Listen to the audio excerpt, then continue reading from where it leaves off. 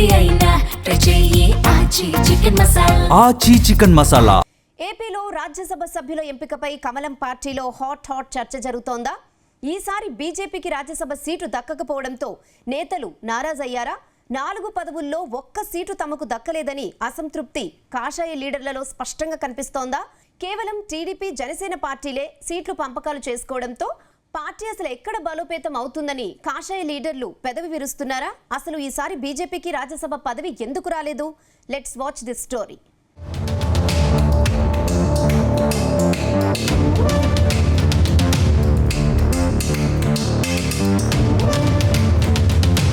ఏపీలో రాజ్యసభ సభ్యులు ఏకగ్రీవమయ్యారు. ఈసారి టీడీపీకి 3 పదవులు దక్కితే జనసేన పార్టీకి 1 సీటు దక్కింది. కానీ బీజేపీకి మాత్రం ఒక్క సీటు దక్కలేదు.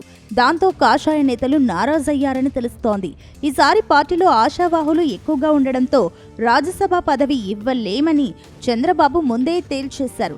కానీ చివరి నిమిషంలో కాషాయ పార్టీ పెద్దలు సీఎం చంద్రబాబును ఒప్పించి ఓ పదవి ఇస్తారని అందరూ భావించారు. కానీ అలాంటిదేమీ జరగకపోవడంతో ఏపీ కాషాయ నేతలు లీడర్లు నారాజయ్యారని తెలుస్తోంది. చాలా రోజులుగా రాజ్యసభకు వెళ్లాలని భావించిన నేతలు కూటమి నేతల నిర్ణయంపై బీజేపీ నేతలు తీవ్ర అసంతృప్తి వ్యక్తం చేస్తున్నట్టు పార్టీ వర్గాల్లో టాక్ వినిపిస్తోంది.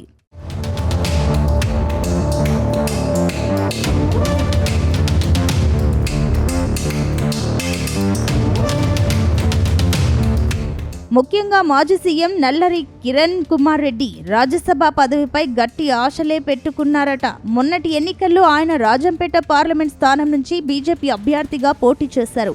వైసీపీ అభ్యర్థి పెద్దిరెడ్డి మిథున్ రెడ్డి చేతిలో ఓడిపోయారు. అయితే అప్పట్లో పోటీ చేసినప్పుడే కిరణ్ కుమార్ రెడ్డికి రాజ్యసభ పదవి ఆఫర్ ఇచ్చారని తెలుస్తోంది. మరోవైపు ఏపీ బీజేపీ చీఫ్ మాధవ్ సైతం రాజ్యసభ రేసులో ఉన్నారట. కానీ మాధవ్కు కూడా అవకాశం లేకుండా పోయింది. అలాగే దక్షిణాదిలో బీజేపీని బలోపేతం చేసే వ్యూహంలో భాగంగా తమిళనాడు బీజేపీ నేత అన్నమలైను రాజ్యసభకు పంపిస్తారని ప్రచారం సాగింది. కానీ ఆయనకు రాజ్యసభ పదవి లేదని తేలడంతో ఆయన బీజేపీకి గుడ్ బై చెప్పారని అంటున్నారు. అయితే వీరంతా పోటీలో ఉన్నప్పటికీ ఎవరికీ అవకాశం దక్కలేదు. దాంతో పార్టీ హైకమాండ్ నిర్ణయంపై రాష్ట్ర పార్టీ నేతలు తీవ్ర అసంతృప్తి వ్యక్తం చేశారని టాక్.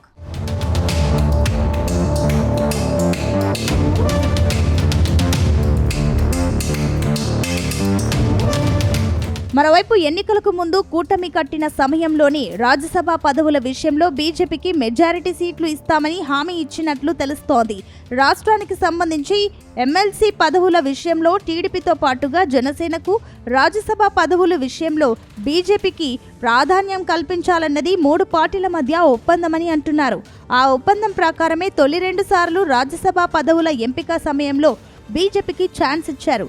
కానీ ఈసారి మాత్రం బీజేపీకి ఛాన్స్ ఇవ్వలేదు. దాంతో అటు సీఎం చంద్రబాబు, కేంద్ర బీజేపీ పెద్దల తీరుపై రాష్ట్ర బీజేపీ నేతలు తీవ్ర అసంతృప్తి వ్యక్తం చేశారట. అంతేకాదు బీజేపీ హైకమాండ్ కు సైతం ఫిర్యాదులు వెళ్తున్నట్లు తెలుస్తోంది. మొత్తం మీద కూటమిలో కొనసాగుతున్న బీజేపీకి 2 పార్టీలు షాక్ ఇచ్చాయి. మరి త్వరలో మంత్రివర్గ విస్తరణ జరిగితే అక్కడైనా న్యాయం చేస్తాయా లేక లైట్ తీసుకుంటాయా అనేది తెలియాలంటే మాత్రం మరికొద్ది రోజులు ఆగాల్సిందే అంటున్నారు.